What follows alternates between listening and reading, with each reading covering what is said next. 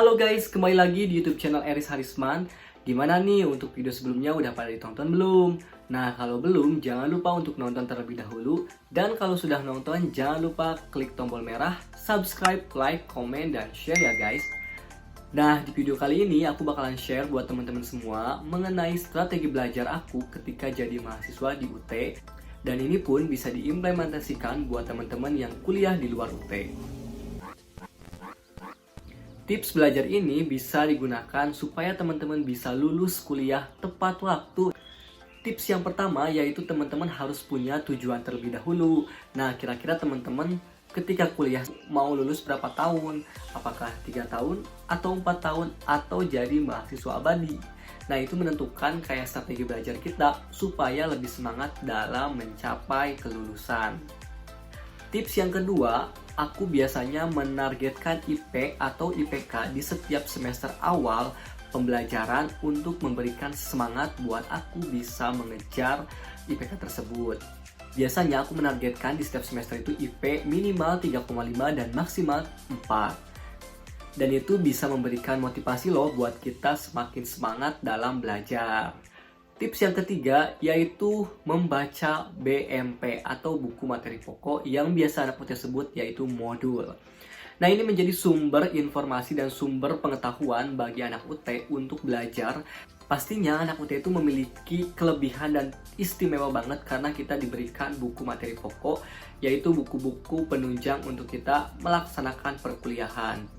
Nah, strategi ini sangat efektif banget, jadi buat teman-teman usahakan buat rajin untuk membaca buku materi pokok ini dan usahakan membaca sampai selesai, jangan ada yang terlewat. Dan aku ketika kuliah, aku pun membuat jadwal khusus untuk membaca BMP tersebut. Semisal sebelum aku memulai perkuliah, aku biasanya udah mendapatkan BMP dan aku lanjut membaca kayak skimming gitu guys. Jadi membaca sekilas mengenai mata kuliah apa sih yang akan kita dapatkan di semester ini atau materi apa sih yang akan kita dapatkan di perkuliahan kali ini.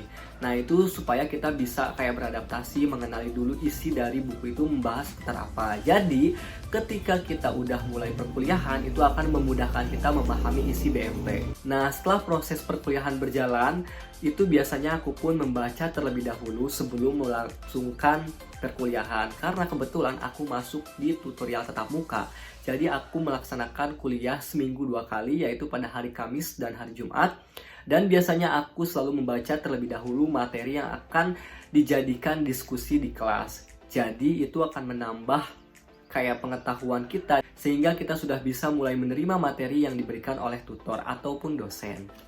Nah, di UT itu kan ada yang namanya TT1, tutorial 1, tutorial 2, dan tutorial 3 atau yang di kampus lain itu dikenal sebagai UTS.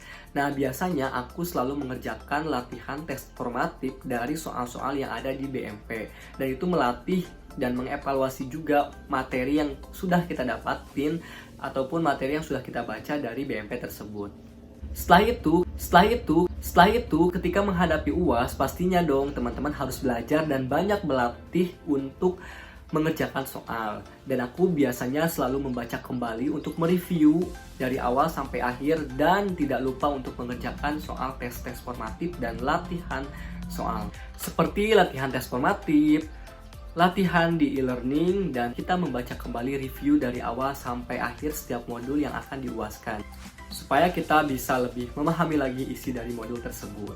Nah, selain kita bisa memahami dan rajin membaca modul, kita pun harus menambah informasi knowledge kita di sosial media yaitu internet.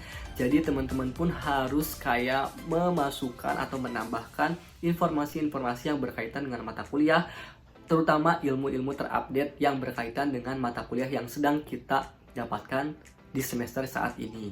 Dan jangan lupa teman-teman harus buat jadwal belajar sesuai dengan semangat teman-teman di jam kapan. Nah, kayak semisal aku biasanya tuh belajar di waktu-waktu tertentu kayak misalkan di pagi hari dan menjelang sore. Nah, disitulah biasanya aku mulai produktif dalam belajar dan dalam memahami modul. Dan terpenting, jangan lupa setiap akan melaksanakan perkuliahan, berdoa, dan jangan lupa untuk selalu menelpon orang tua ketika mau melaksanakan perkuliahan.